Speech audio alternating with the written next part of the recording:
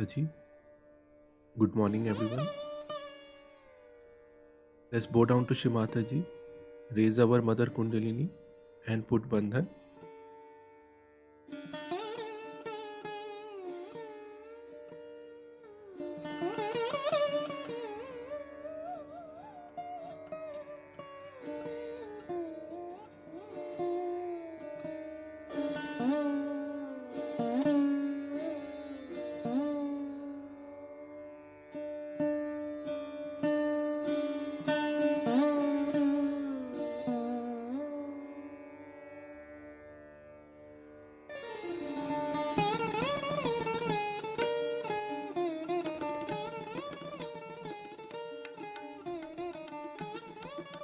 Shri Ganesh Mantra.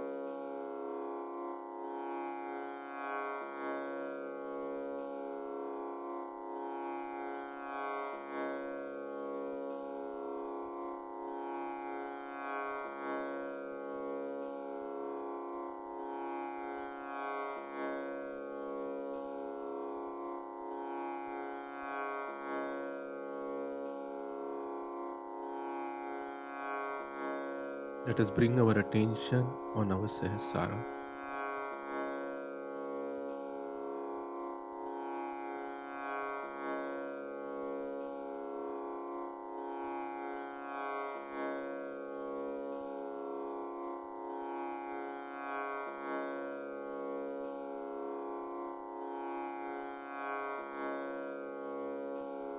Shri Mataji, please remove all the thoughts from past and future.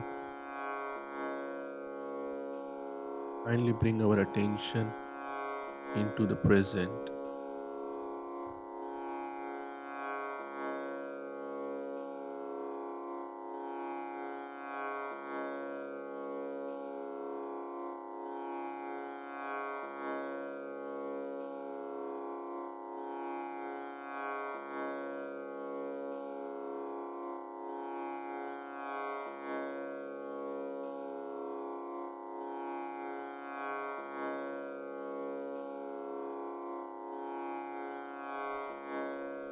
Let us listen to Shri Mataji's speech.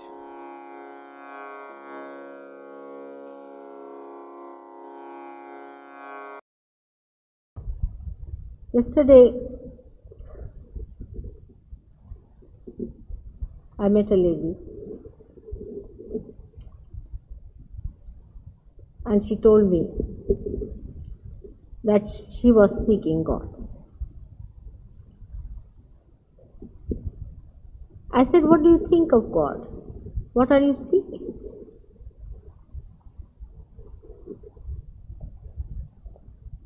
When we say we are seeking, do we know what are we supposed to seek? And do we understand how we are going to feel our seeking complete? That we have reached the destination.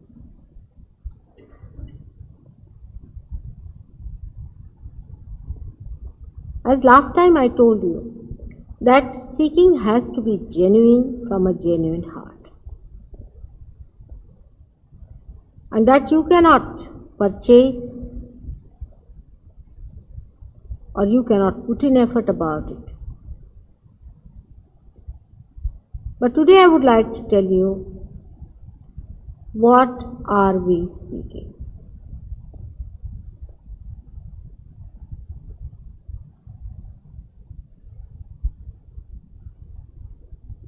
Let us see how the seeking comes within us. From where? As shown here, there is a center called as Nabhi Chakra, which is here in the center chemical, anyone Nabhi.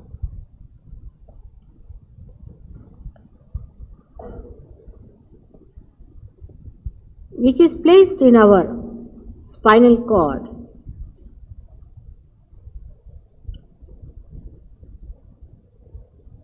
And manifests the solar plexus, which is placed midway under your navel. This is the center that creates the seeking within us. Seeking is only possible when something is living. For example, what is the seeking of this chair? It cannot think, it cannot move. You can put it here or you can put it on the street. You can smash it and throw it away, again use that wood for some other purpose or make a stool out of it. It has no seeking of any kind.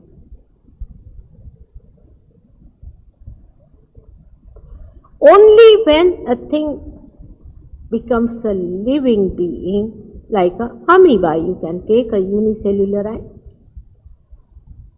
it starts manifesting seeking because it is supposed to seek, not the dead. So those who say we are not seeking are as good as dead.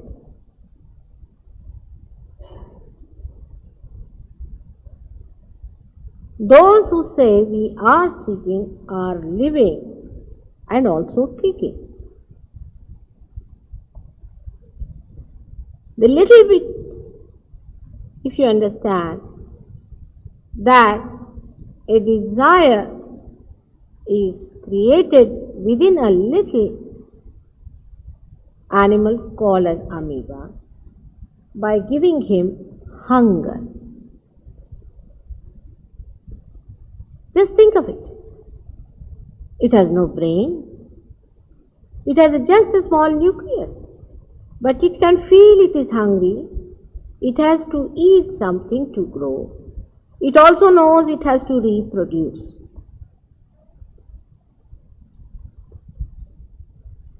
And then it starts seeking. It also knows how to take the food in, but it does not know how it digests. That part is not his job. Even for us, just the same. So the seeking starts in a little amoeba. And the whole evolution is based on that seeking, gradually improving and improving the ways and means of seeking, while the desire is that of food only, alone. There is also another desire, or you can say an emotion in the smallest of amoeba, is the sense of preservation. It knows the dangers that can finish his existence.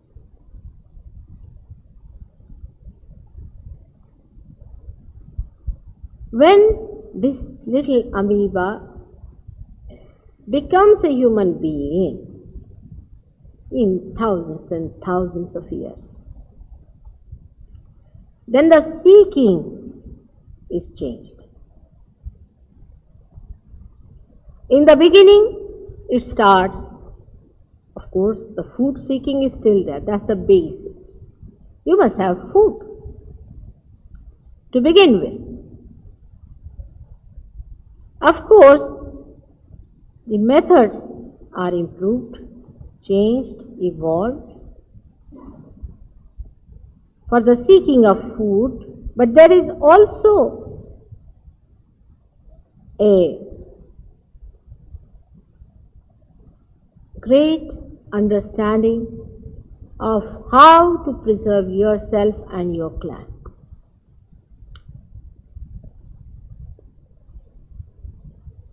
The clubbing starts from a very early age. Even ants understand that. So they understand that we all have to club together, unite together, integrate together, if we have to protect ourselves. And this seeking of wholesomeness also develops gradually in the human beings, and the expressions of that is, you can see, all our efforts to preserve ourselves and to be clubbed together. These efforts are expressed in our political and in our economic enterprise.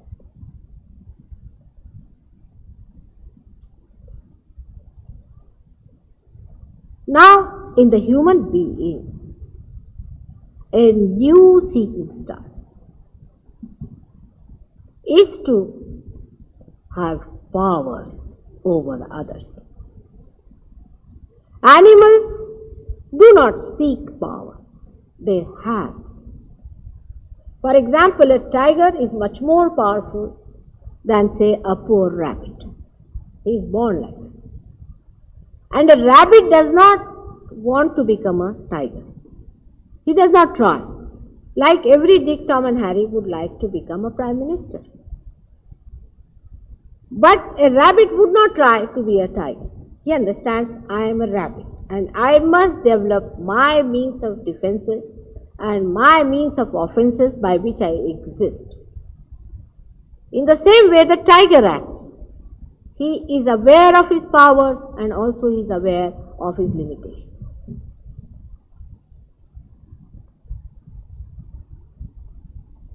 And some of the animals also have a power of leadership in them. They become leaders. You must have seen say, some birds that they have a leader, one leader going, and whenever that leader changes the direction, all of them change as if they are like the tail of that leader. In the same way that course that bird goes, the leader goes, all of them follow. So this also is expressed in human being in a very big way, that there are some born leaders who lead a group of people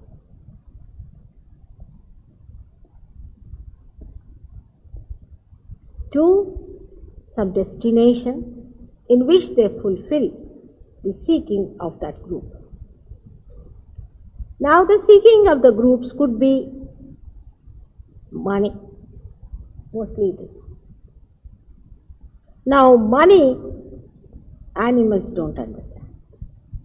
This is the creation of human beings. So for them money becomes very important because it is their own creation.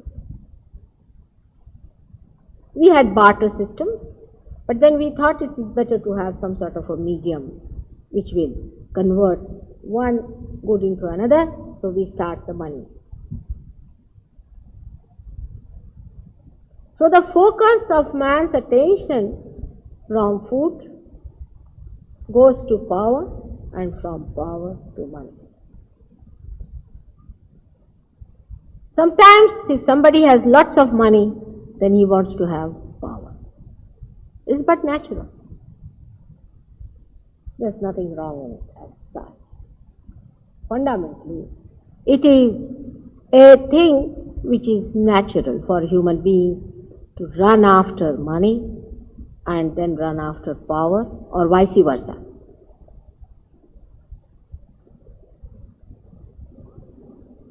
But beyond that starts another seeking. Is the seeking of knowing why are we here? What are we doing here? What is the purpose of our life? Why God has created us? To what purpose? To what end? Or it is just a joke going round? Are we just foolishly being born, getting married, having children and dying like amoeba? Or have we any other purpose? Many human beings do not go beyond money or health. They want good health. Animals don't take any exercises as far as I know. But human beings can go to any extent to preserve their health. But for what? You may be a wrestler, for what? Just to fight each other? You might be the healthiest person living on this earth. But for what? You are just a waste. What is your use? You may be the wealthiest man going in the best cars and whatever you may call it, all the so-called luxuries of life and material well-being. But for what? When such a question comes into our mind, the new kind of seeking starts, which asks the question, why are you here?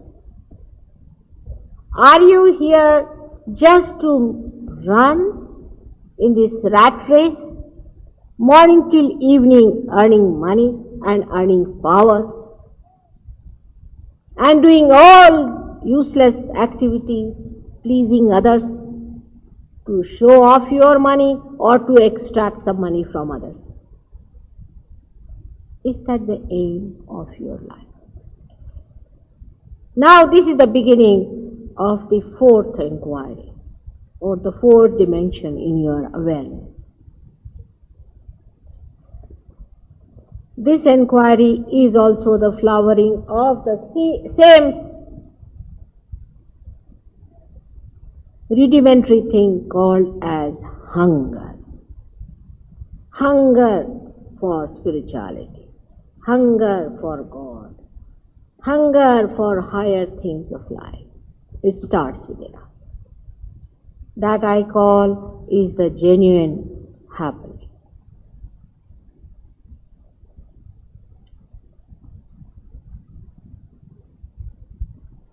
In this seeking,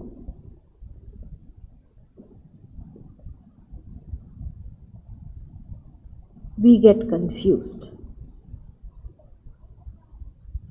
Because by the time this seeking starts in you, you are already famished and finished. How? Because you are already conditioned by all kinds of nonsensical things going on. You may be calling yourself a British or an Indian or some sort of an Australian, or I don't know, all sorts of things that people call themselves. But in the eyes of God, you are just a human being. You are. You don't have a tail to begin with.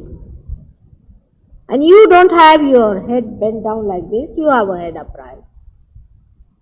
Whether you are in Africa or India or in England or America, It's just the same. As long as your head is up like that and you don't have a tail, of course, some people must be having the way they behave. You are definitely a human being.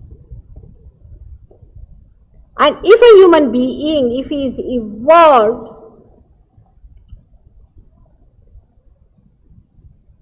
through various experiences of life and realizes that none of these experiences have really given him the fulfillment and the answer to his question, why are we here? Then the turning point takes place in his life and he becomes a seeker. Not before that. Those who go to gurus and say, Mother, will you please give a job to my son?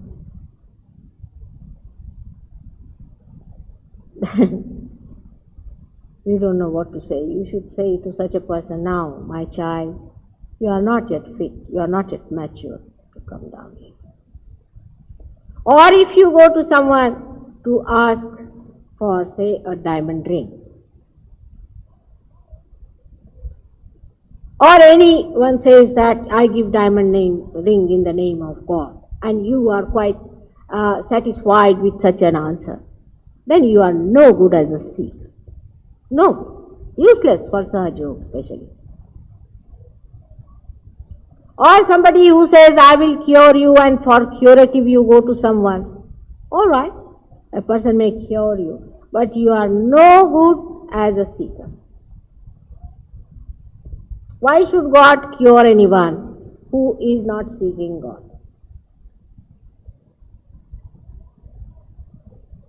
I mean, why should I repair this instrument if it is not going to carry my voice? Or else some of you, if you go to a guru and if he tells you a story like this, that you have to pay me some money for this. Because if you don't pay me money, you cannot be involved into this kind of a thing. You better slap such a guru on his face and tell him that, what do you think of me? It's complete indignity to your seeking. He wants to involve you through taking money from you. Can't you see that he is insulting you by saying that you are such a materialist, that when you give me money, then only you will be attached to seeking of God? Just think of it.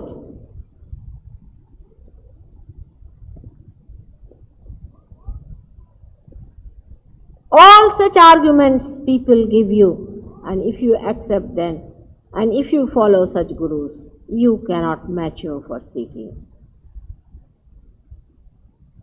As you have to be genuine, you have to be wise to understand that you are seeking your fulfillment. You are not seeking money and diamond rings and these tomfooleries that are going on, and you are not there to witness them and these foolish magical tricks of people, but you are going to witness the magic of God.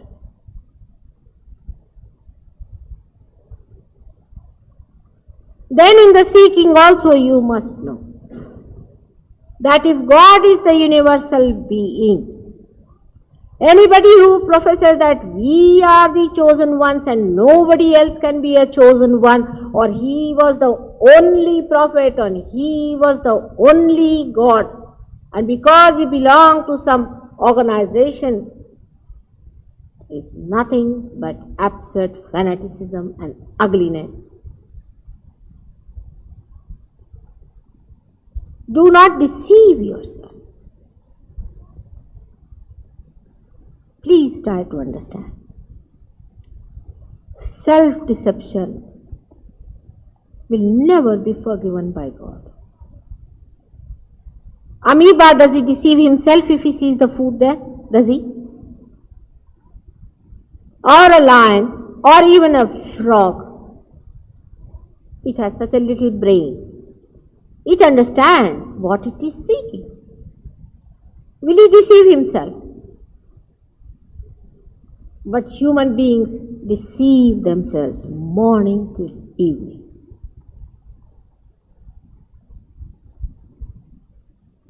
We have to seek God. We have to seek our fulfillment. We have to relate to that wholesomeness that is God, the primordial being, the whole of it.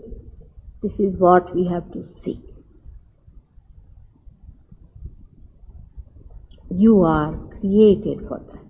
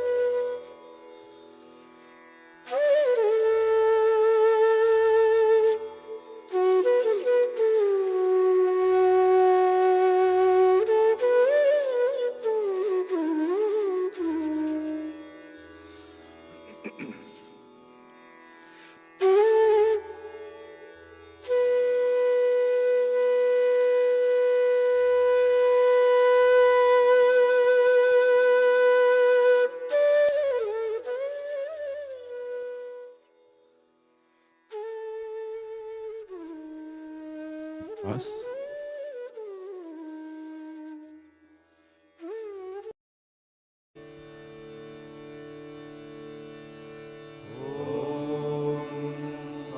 त्वमेव साक्षात् श्री महालक्ष्मी